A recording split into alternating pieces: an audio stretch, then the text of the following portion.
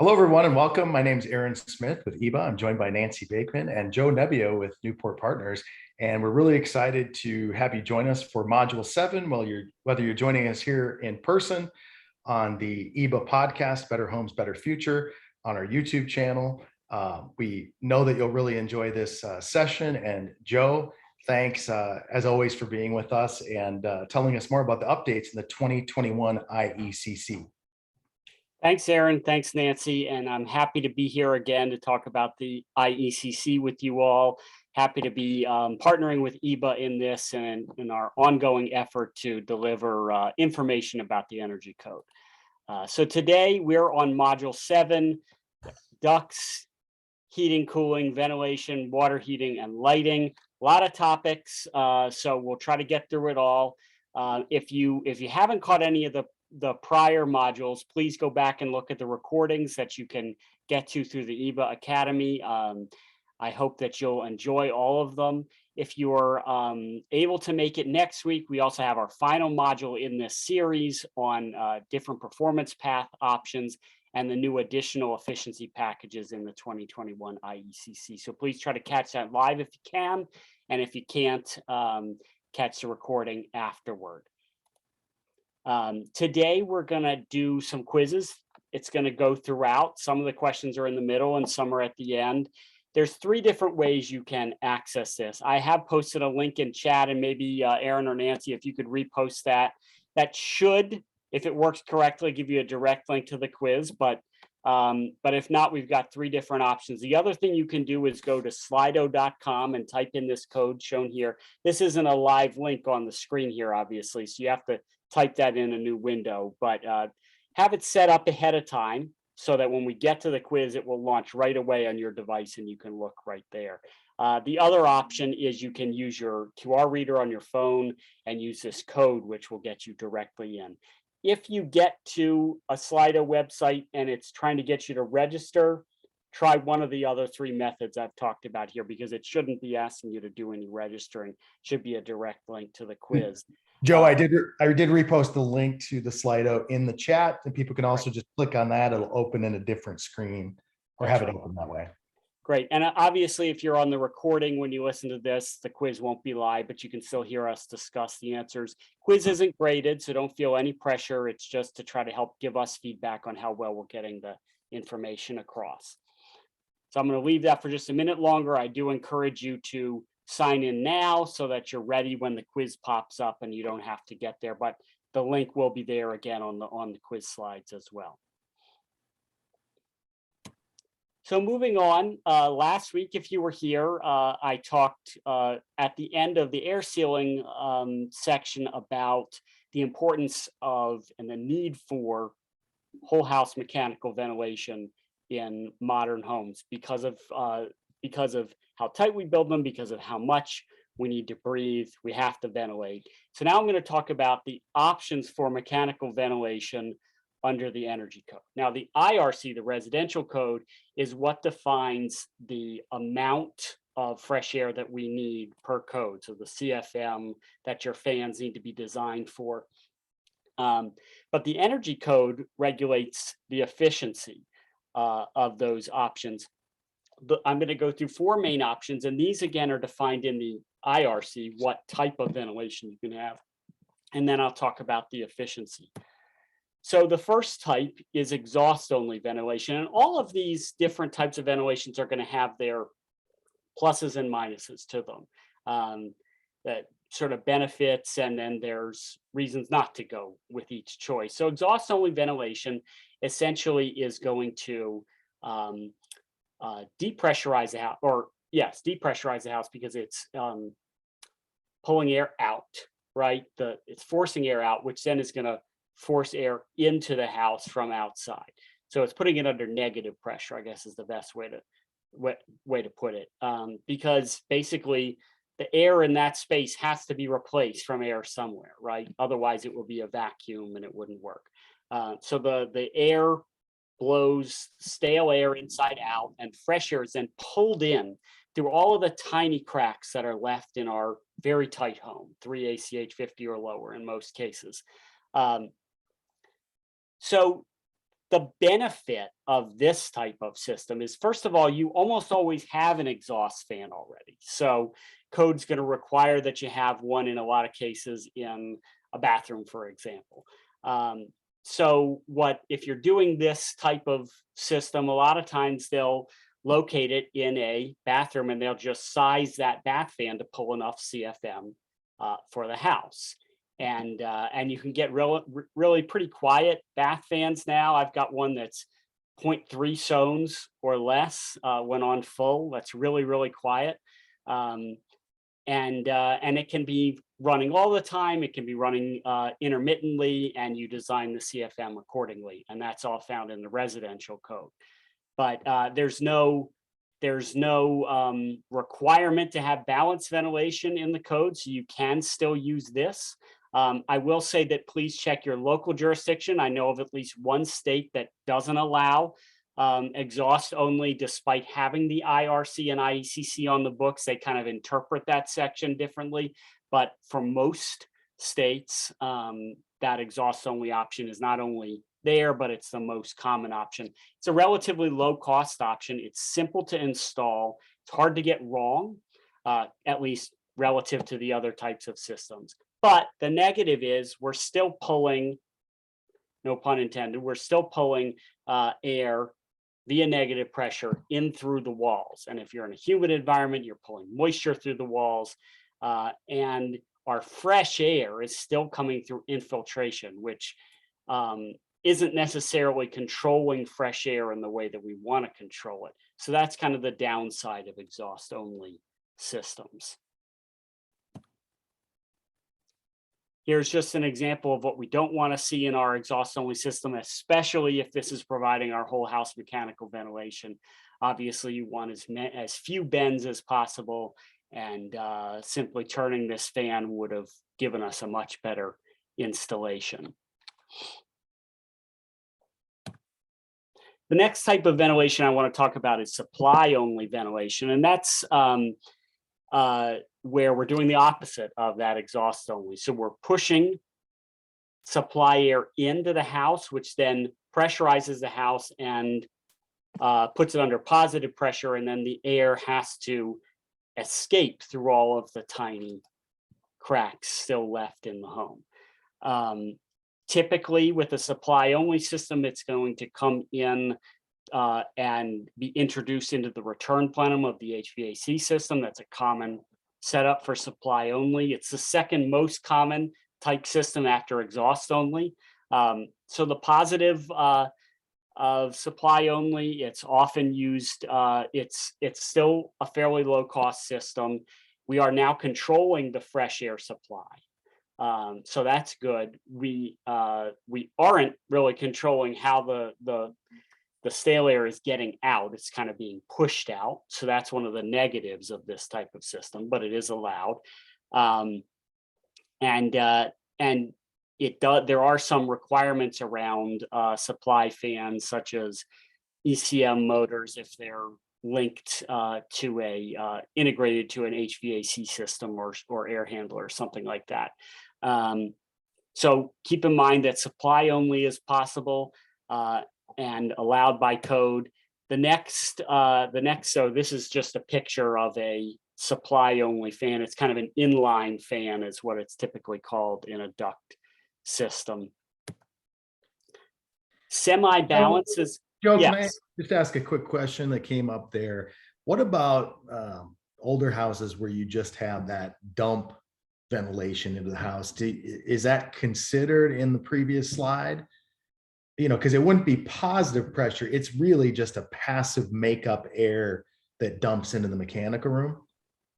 Can you just, you mean like just like an open air duct without a fan? Correct. Yeah, I mean, that wouldn't meet the code because it has to be mechanical. Okay. And the problem with something like that is that it depends on the pressure difference inside to outside, whether you're actually getting fresh air or not. Right. Now, that could be a way, you know, you do sometimes see like an exhaust fan will have maybe a makeup air to it as kind of a quasi-balanced system, but you'd Sure. still need some amount of mechanical ventilation. And often kitchen range hood, there's a makeup air requirement, not in the energy code, it's in the residential code. And you'll Right. sometimes see passive makeup air systems there, but it wouldn't be the actual ventilation system. Got it. Thank you. So then the next type is what I'll call semi-balanced. And what I mean by that is it's not a packaged unit, but it's two different fans, an exhaust and a supply, and they're designed to be the same CFM. They are controlled to go at the same time. And it's, the same type of system where you've got a bath fan maybe as an exhaust, and the supply fan is going into the return plenum, and they're meant to work together. So the benefit of this is it may be cheaper than some of the other balanced ventilation options. You're also now controlling both your supply and exhaust. The drawback is it's hard to implement correctly in the field because everything you do is going to affect whether the system actually works. If you've got too many bends in your exhaust or supply duct, you're going to be pulling different CFM than you're pushing, and it's not going to be balanced again. Also, it's got to be controlled correctly so that it's working together. So again, that's why I say semi-balanced here.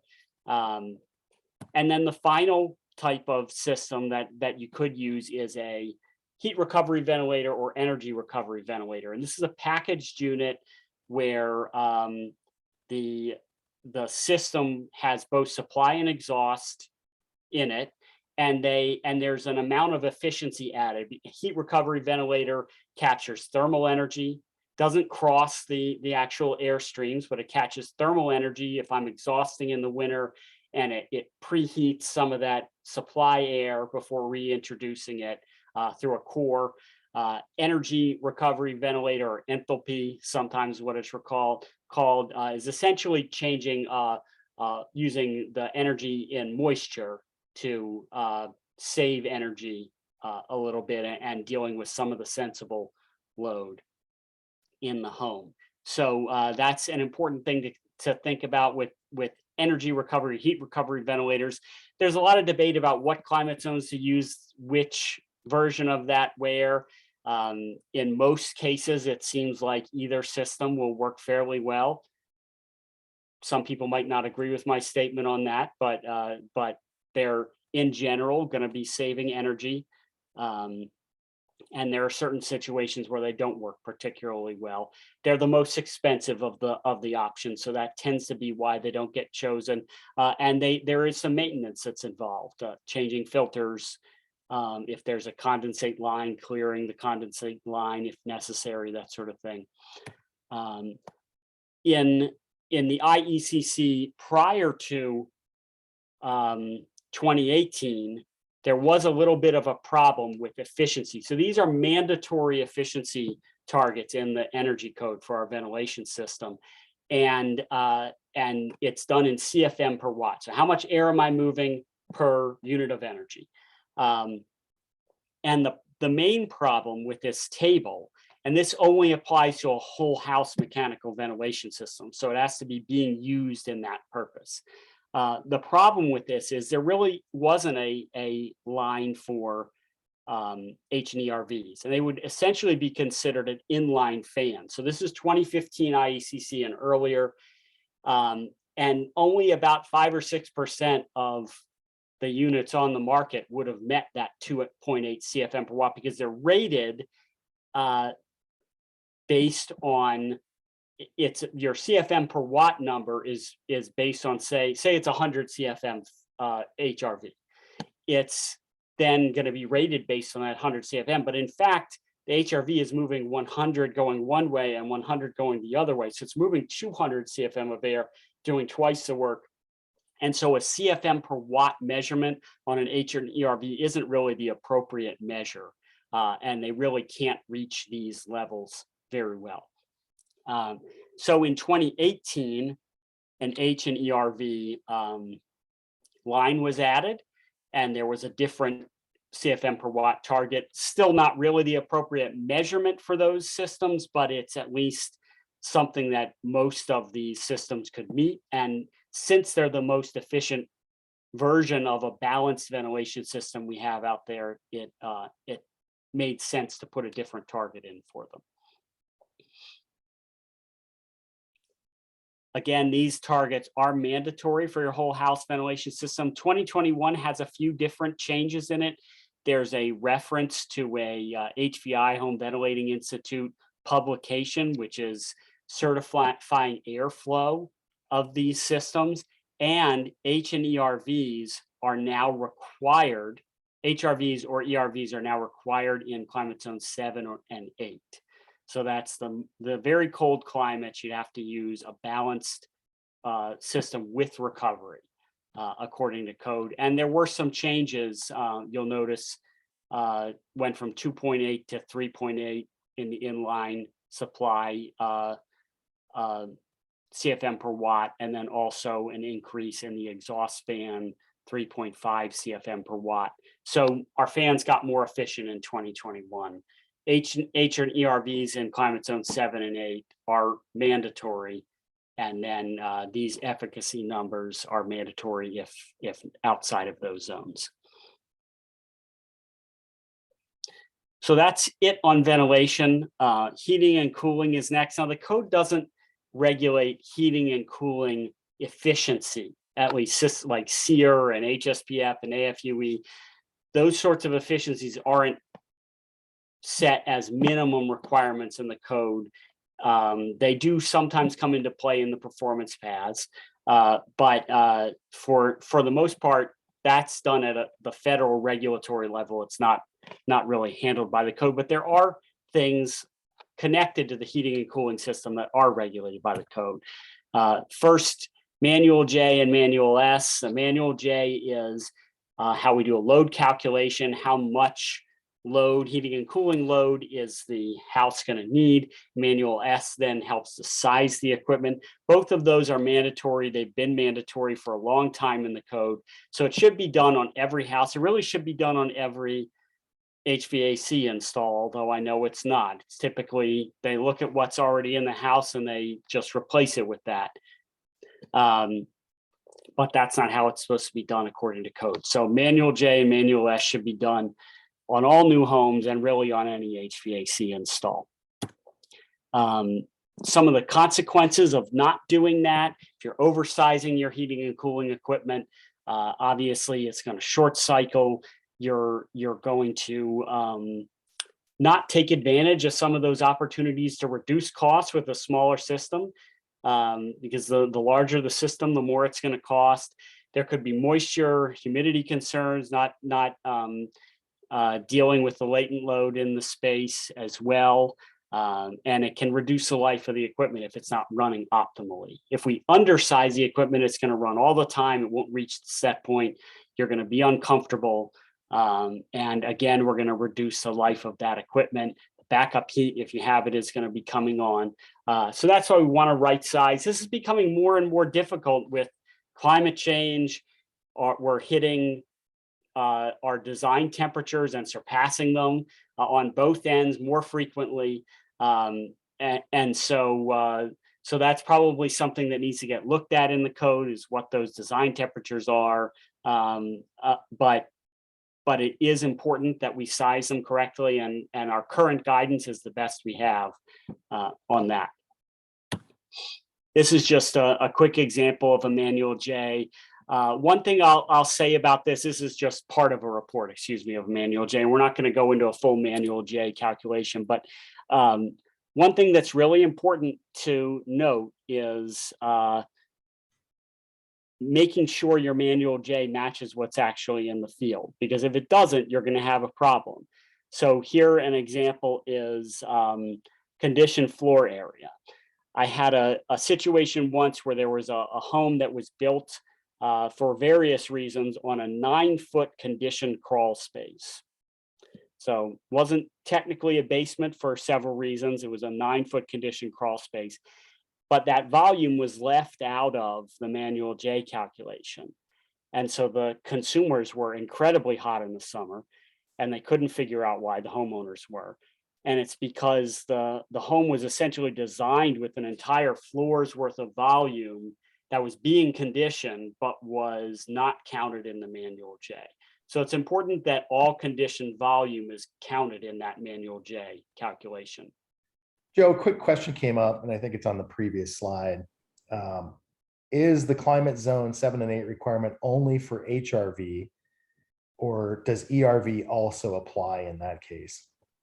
Let's just take a look at the code. It's right Because here. I think what we're seeing is HRVs, or excuse me, ERVs are becoming more and more prevalent Right. up into higher and higher climate zone levels. Right. Yeah, we are seeing that quite a bit. And it says heat recovery or energy recovery ventilation system. Okay, great. So you could technically use either. You're going to see more HRVs at those cold climates. Right. It's where they make, HRVs make sense in a lot of places, so do ERVs. Again, there's a lot of overlap, but 7 and 8 are as extreme as it gets. So you'll see more HRVs in there, but the code says either one. Okay, thank you. And just another note on that, this isn't residential, but both the 2021 IECC and in the commercial section and ASHRAE 90.1 both now have energy or heat recovery, some kind of recovery ventilation required in most multifamily dwelling units. So as that gets adopted 4 stories and higher in the commercial space for multifamily, you're going to be seeing a lot more balanced ventilation requirements. And Joe, do you see that required in low-rise apartments as well? Currently, low rise is what we're talking about right now, so it would just be climate zone 7 and 8. Right. Great, thank you. So for manual S, again, this is just kind of one of the input tools that's out there. You're going to take that heating and cooling load and match it to your system of the appropriate size. Again, it's important that both of those be done. Other heating and cooling requirements, there has to be at least one programmable thermostat. They don't all actually have to be programmable, but at least one of the thermostats connected to the main system has to be programmable. There are set points in the code that you have to hand the homeowner the thermostat with. They can change it all they want. I get that question a lot.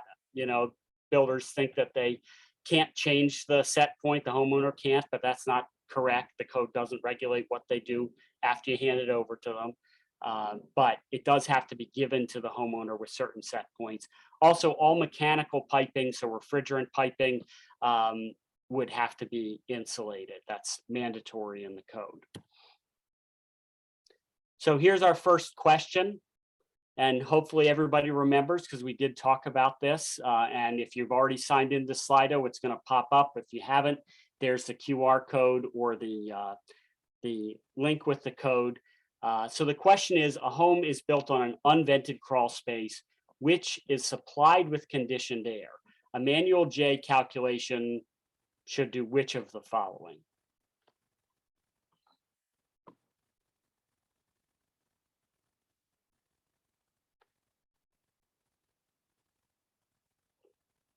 And I'll give it just a minute more because I know people are trying this out for the first time to get your answers in.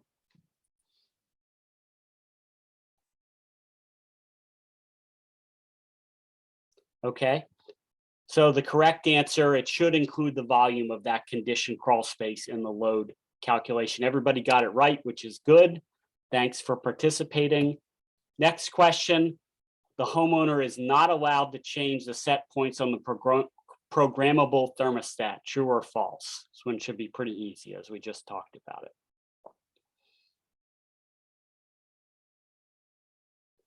Okay, that's correct. Everybody got it right. They can do whatever they want once they're in the house. The homeowner can, but the builder gives it to them with certain set points programmed in. Now I'd like to talk a little bit about duct requirements. So the code does have significant requirements for heating and cooling ducts, and it has changed a lot over time. So I'll try to point that out. If you're in a jurisdiction with the 2012 code, it's going to look different than the 2018 and the 2015 and the 2021. They're all going to be slightly different. In fact, I'd say this is a section that's changed some of the most compared to other sections in the code over the years. So generally talking 2012 to 2018, these things here apply that are on the screen. Ducts outside of conditioned space must be insulated, tested for air leakage, so duct blaster, and all joints and seams must be sealed. Those are all mandatory: insulated, tested, and sealed. 2012 to 2018, they're all mandatory. And I'll talk about how 2021 is a little different in a little bit here. Ducts in conditioned space, if they're in conditioned space, they don't have to be tested. They don't have to be insulated, but every joint and seam still must be sealed if ducts are fully in conditioned space, 2012 to 2018. So keep that in mind. If you're in conditioned space, there's less rules that the code has around those ducts than if you're outside of conditioned space for the code years 2012 to 2018. It gets a little tricky once we get into 2021, and I'll talk about that in a moment. So for the duct blaster test, remember that's required if the ducts are outside of conditioned space most years. The duct blaster test is mandatory, except for some exceptions, and that would be if the ducts are in conditioned space, right? And the concept there is if they're leaking in the house, but not at all outside, then it's at least no heat loss in the house, although they're still not performing optimally. The duct tightness target, though, in 2015 became prescriptive. So if you've listened to any of my other modules, you'll know that prescriptive means if I'm following prescriptive path, I have to do it, but it means I might have some flexibility in one of the performance paths. So in 2012, the duct tightness target was mandatory. In 2015, it moved to prescriptive, and it stayed there through 2021. So 15, 18, 21, the target is prescriptive. And what that means is I've got a test, but if I miss on the test, I can reapply using the performance path and maybe add efficiency somewhere else. Or if I'm really bad at duct sealing, I plan on failing and I build that into my energy model as I'm doing one of the performance paths. So it's prescriptive for that reason. It's so that if you fail, you could go back and seal the ducts and test again, or you could add efficiency somewhere else in the home and do it that way. Generally, it's 4 CFM 25 per 100 square foot of conditioned floor area. That's the target we've been shooting for since 2012.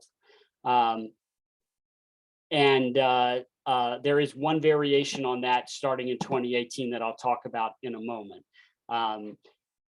The test is rough in or post construction. Again, 2012 on, either one of those still has that 4 CFM target. But there is a variation on it in that most times we're talking about total leakage. That means leakage anywhere. It doesn't matter whether it's in or outside of the building. But 2018, there is a point where we're testing leakage to outside for a specific test. So keep that in mind. There is also a change, and I'll see if I can pull it up here in the code itself in 2021 for duct testing. Let's see here. No, I'm going the wrong way here. So for duct testing in 2021, there are a couple of different targets depending on what you're doing. Again, you can still do those rough in or post construction. There's actually a test standard now for the first time in duct testing.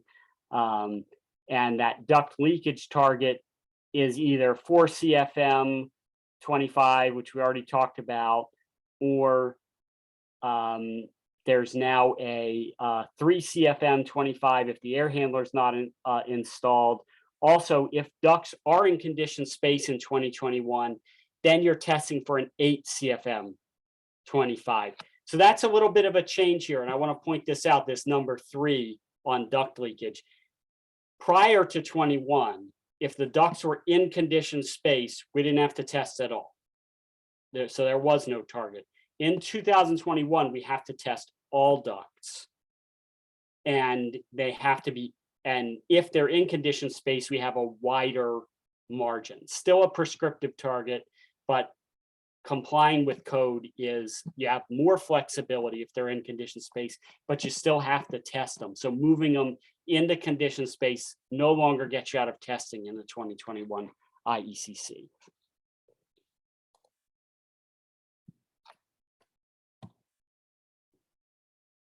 There's that, just that summary of the 21 changes there. For duct insulation, again, I talked about this before, 2012 to 2018, we have to insulate if they're in unconditioned space, not if we're in conditioned space. That holds in 2021, but there are some differences in the amounts. So for ducts in an unconditioned attic, so that's specific to the attic in 2012 to 2018, if they're 3 inches or larger, then we have to have an R8 duct insulation. For 3 inches or smaller in that unconditioned attic, we can have an R6 duct insulation. That was introduced actually in 2015, that allowance for the smaller ducts. It's a prescriptive target, but it's actually kind of not. It's labeled prescriptive, and yet it's required in, there are limits of an R6 in the performance paths, which we'll talk about next week. So just keep that in mind. There's not a lot of flexibility around duct insulation. Ducts in other unconditioned spaces, so this might be a vented crawl space, a garage, an unconditioned basement, these sorts of places. If they're 3 inches or larger, they have to be R6. If they're smaller than 3 inches, then it's an R4.2. So that again is 2012 to 2018. In 2021, it simplifies a little bit in that a duct in any unconditioned location now has the same amount, and it's an R8 for the 3 inches or larger and an R6 for 3 inches or smaller. So simplified, but you don't get the flexibility of that lower insulation amount according to code in those other locations. Now it's just all R8 or R6, depending on the duct size. And that is mandatory. Again, I've got it in quotes here in 2021 because it's required in all three compliance paths in 2021, so you can't trade it at all. It's not called mandatory anymore, though. All joints and seams have to be sealed. We talked about this at the beginning of this section, but regardless of where they are, they have to be sealed. In this picture, we see quite a lot of problems. We see rips, we see ducts sealed with cloth duct tape. You can't seal ducts with cloth duct tape, right? So we've got unsealed joints there, and that would be a mandatory requirement in the code. So you'd be in violation if you installed a duct this way. Here's an example where all of the joints and seams of this particular section have been sealed with mastic. That's often considered one of the better practices for duct sealing. There's aerosolized sealants, there's UL listed tapes that can be used. All of those are allowed by code, no cloth duct tape. On the right, it just shows kind of how many seams are in a very small section of duct, and all of those have to be sealed according to code. No building cavity ducts. So this means both supply and return ducts. You commonly saw this in a panned return where you had maybe a floor joist with the subfloor, and then the bottom of it has a layer of sheet metal, and that's used as a plenum, a return plenum. That's not allowed by code. Neither is a supply duct. It can't be 2 pieces of drywall and a couple of 2x4s. That's not a duct. So it has to be out of an approved duct material. It doesn't all have to be metal. There's flex duct that's allowed. There's different duct boards that can be used, but it has to be an actual duct. One of the reasons building cavity ducts aren't allowed anymore is, one, bad air quality. And you'll notice the EPA's Indoor Air Plus program has not allowed this for quite some time. It's also not been allowed by the code for a long time, since 2012. But a lot of jurisdictions amended this because it was very common practice to do panned returns. but they're not allowed by code. Not only bad indoor air quality, they're really impossible to seal. I mean, if you look at this picture on the left, it's how am I going to seal that after the fact, number one. And second of all, how am I going to inspect it as a code official? If I can stick, a camera in one of these things and kind of see into it, I can't really see it from the outside to see if it's been sealed correctly in all the joints and seams. So they're leaky, they're bad air quality, you can't inspect them, and that's why they're not allowed by code. This next section deals with buried ducts, and this was introduced in the code in 2018. This really isn't a new concept. People have been burying ducts in the attic for some time, but it actually wasn't described in the code in any way until 2018. And there was some thought that there needed to be some guidance. So there are a number of changes that were introduced in the 2018 code, and they're a little bit confusing. So I'd like to talk about them, and if you have questions, let me know.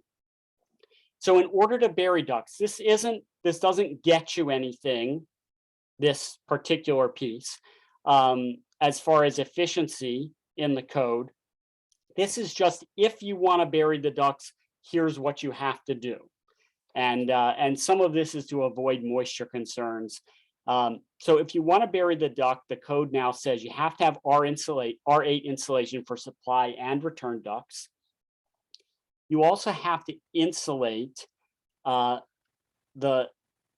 bury the ducts to a certain amount. So you have to have the amount of insulation above and against the top of the duct, plus above and against the bottom of the duct. Now, this doesn't mean you have to have a floating duct. It could be against the subfloor in the attic space, but it could be floating, and you would count both of those amounts. That total amount of buried insulation has to be greater than R19 around the duct. So that means somewhere in your attic insulation, you have to have R19 above and below that duct in order to be able to bury it. But again, that doesn't get you anything as far as energy code compliance is concerned, other than you have to do at least that if you're going to bury your ducts. The next section that was introduced in 2018 is called a deeply buried duct. And what that section says is, if you have that buried duct compliant, it's compliant with the buried duct section, it has an R8 duct insulation, and the duct is within at least 3.5 inches from the top of the insulation. That means I've got at least 3.5 inches of insulation above my duct, and within 5.5 inches of the ceiling. So I couldn't have the duct suspended at the rafter or something like that. Then I can have, and I have at least R30 blown attic insulation or more. It actually says blown attic insulation, so I guess you don't have other types of options there. Then I can consider it deeply buried. And what deeply buried means from a compliance point of view is that in the performance path, I get to call that an R25 duct insulation. So this is an energy modeling tool here, and it is essentially, because it's considered deeply bearing, allowing the builder to count the attic insulation as both attic insulation and duct insulation in the energy model. So it gives kind of an energy modeling bonus if you've deeply buried these ducts. Now, if I want to call that buried duct in conditioned space, according to the code, I again have to have the R8 duct insulation, and then I have to have above that duct, against and above the duct, at least the amount of insulation that's being proposed for the attic. So if I have an R49 required for code, and that's what I'm putting in, then I would have to have my R8 duct insulation plus an additional R41 above and against that duct. If I have to have R60 in the new 2021 IECC, I would need at least R52 above and against that duct in order to count it as being in conditioned space. I also have to have a super tight duct, and I'll show this on the next slide. But this is one of the times when you're actually testing leakage to the outdoors. And I can't have my air handler in the attic or an unconditioned space. So if I want to count my buried ducts as in conditioned space, that's what I have to do. I have to hit a 1.5 CFM 25 measurement leakage to outdoors. So as far as a code compliance tool, this is a super aggressive tightness target. And there's a lot of rules about how I can do it if I want to count my buried ducts as in conditioned space. And I think it's a little bit prohibitive, so I'm not sure how often it's going to be used. It's available, though, if you want to use that. If you're already burying your ducts in this way, you may find that they now count as in conditioned space. But what are our benefits of in conditioned space from a code compliance point of view? Don't have to insulate them. I still have to insulate them here. I don't have to test them. Or in 2021, I can test to an 8 CFM 25.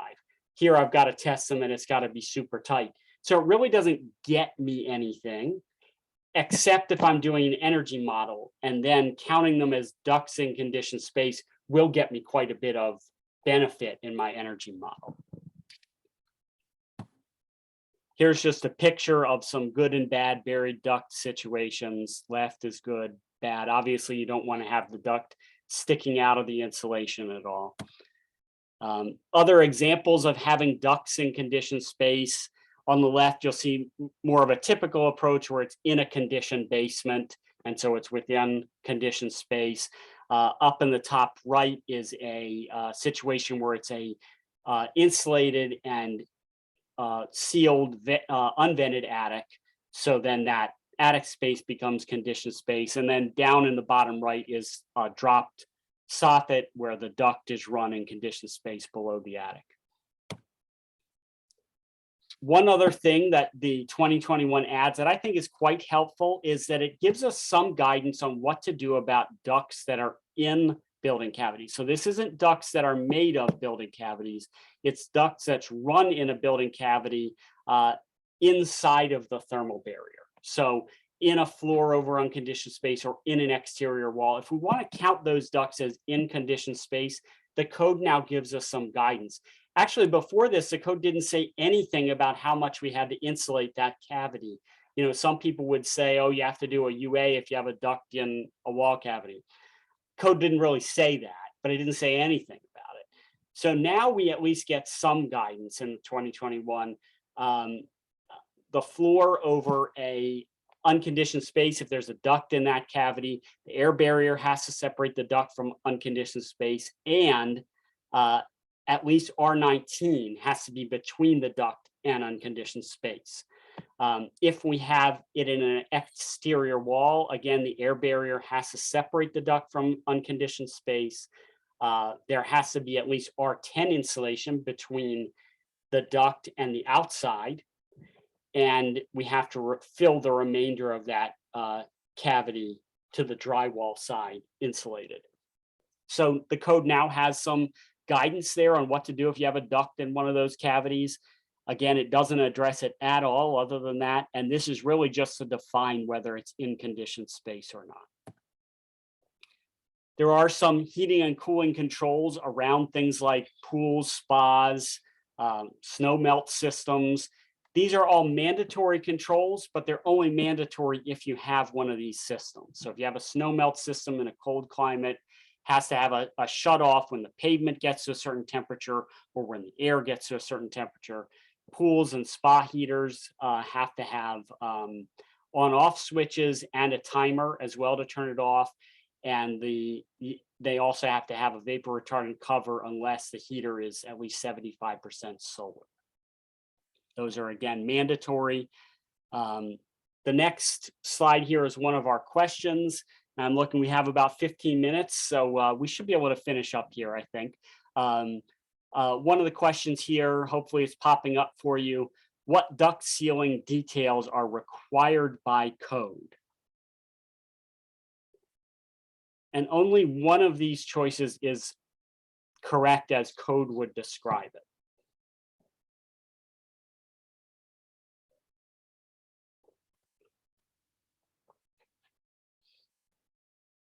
So hopefully that quiz is popping up for you now.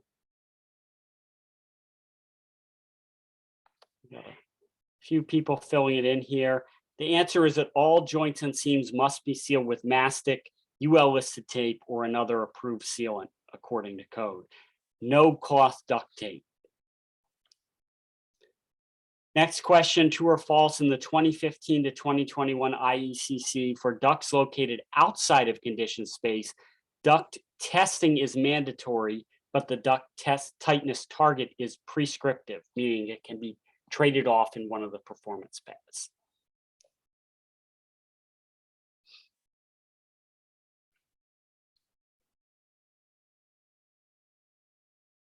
Everybody got that one right. It is true. So I'm happy to see that. Oh, No, actually, we got one person got it wrong. Sorry. Yeah, so again, 2012, both the target and the testing was mandatory. But for 2015 to 2021, the testing is mandatory, but the target is prescriptive. For hot water, again, like heating and cooling systems, code doesn't regulate the efficiency of the hot water system. However, there are some controls and some insulation requirements. First is hot water pipe insulation. From 2015 on, what we're looking at is insulating the 3/4 inch or larger hot water pipe. The smaller pipe doesn't have to be insulated in those codes. 2012 and earlier, I believe, was when the switch was when it said all hot water pipes. 2015, it focused on the hot water pipes that were more of concern, 3/4 inch or larger. And that's been a prescriptive detail in the code. There are also some controls that are mandatory if you have specific systems. So it gets a little confusing because it says, the code says things like hot water recirculation, and there's a big mandatory next to it. It's not mandatory, but if you have a hot water recirculation system, there are some controls that are mandatory. So recirc system works by essentially moving hot water in a loop closer to the fixture. And it's and that way, when I turn the faucet or the shower on, it's hot right away. But some of the controls can be kind of energy wasting. So something that's on a schedule, or where it's running constantly, or where it runs every time the temperature dips below a certain point, those waste a lot of energy. And the code says it has to be demand controlled, or controlled in a way that senses occupant demand. So that would be a switch, a sensor, a button. Some of the above code programs have actually explicitly recognized learning timers, so they adapt to your schedule and know when you tend to run the hot water. So if you're using one of those, you might want to check with the code official to make sure they believe that meets this demand requirement. Again, it's not mandatory to have a recirc loop, but it is mandatory to have this control if you have the recirc loop present. Also, heat trace systems, not common in residential construction, but if they're present, they have to have automatic temperature shutoffs. Those are mandatory controls. So real quick question here. Hot water controls are mandatory for all homes built to code.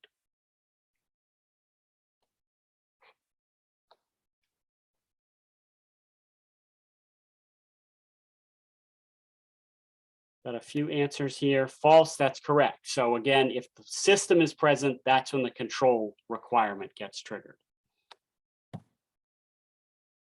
Next section is on lighting.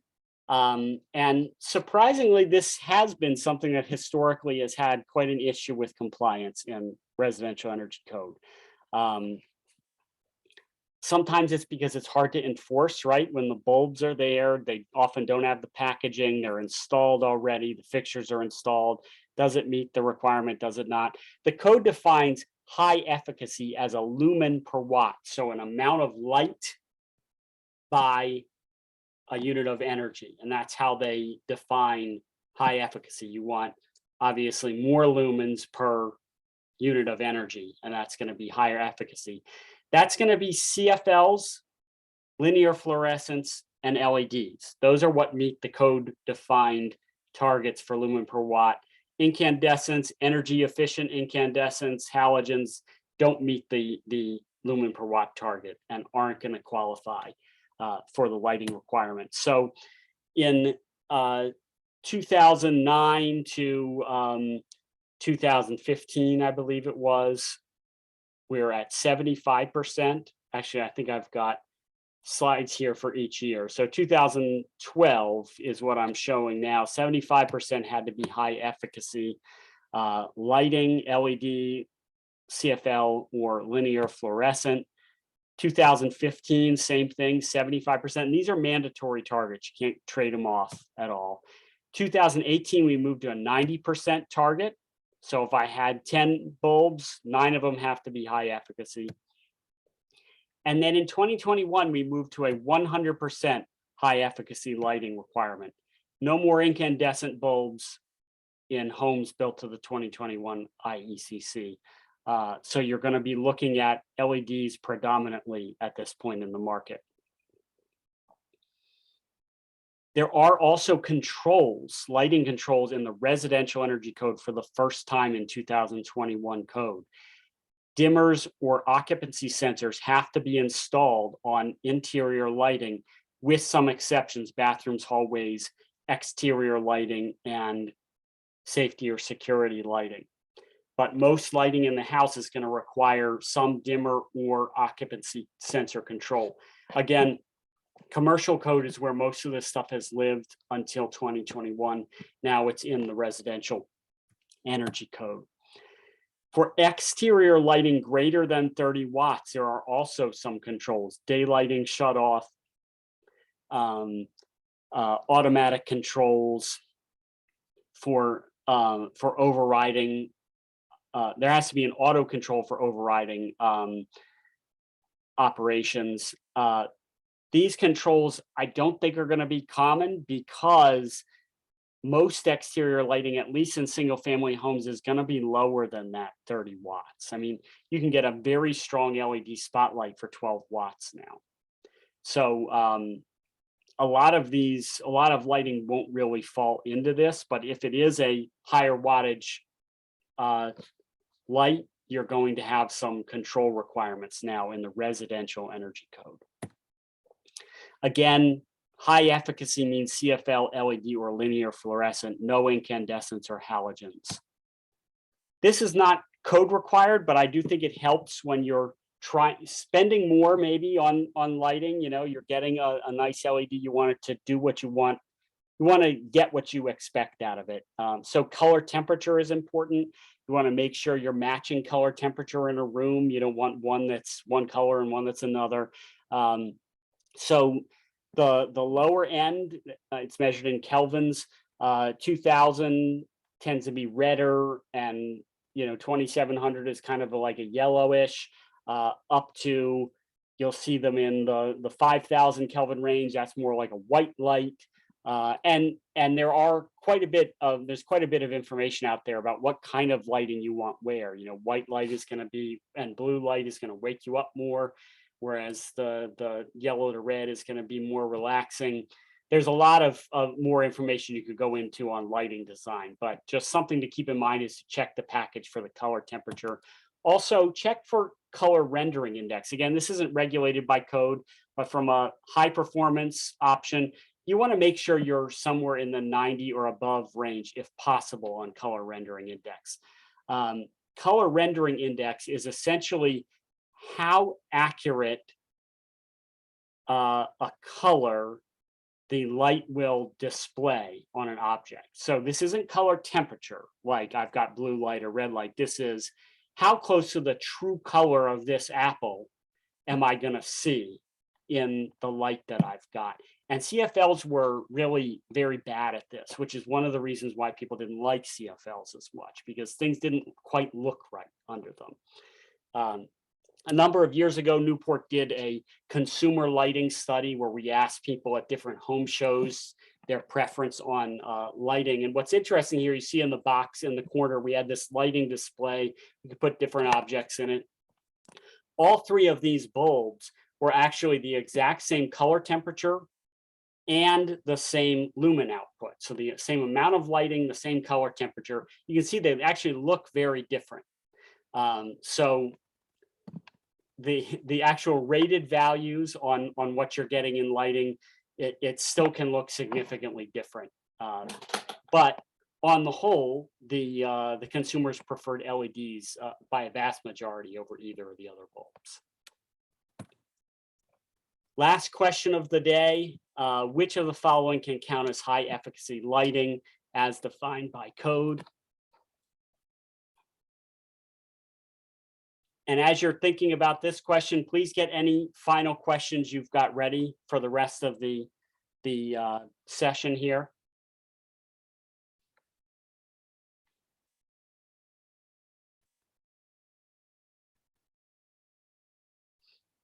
Okay, there are multiple options here. I should have said that. So LEDs, compact fluorescence, linear fluorescence. If you think you found a halogen that meets the high efficacy requirements, you have to check the lumens and the watts by the section in the code that defines that. It's actually in the definitions section where you'll find that lumen per watt rating for high efficacy lighting. So check there and you can be sure whether your light meets it or not. And now I'm happy to answer any final questions that anybody might have. Yeah, we'll give a second for questions to come in. If you have one, please put it in the chat or the Q&A section. As you're thinking about that, next week we're going to talk about the performance path, the simulated performance alternative, the energy rating index path, and all of the different options you have for compliance around those paths, what you can do with them, what you can't do with them, and what they help with as far as compliance. So if you have trouble understanding compliance paths, we're going to do a deep dive into those, as well as the additional efficiency packages required in the 2021 IECC, which is a new concept that's been introduced into the code. Great, Joe, I don't see any questions coming in, so we'll look forward to seeing each other and all of you in Module 8. Great, see you then.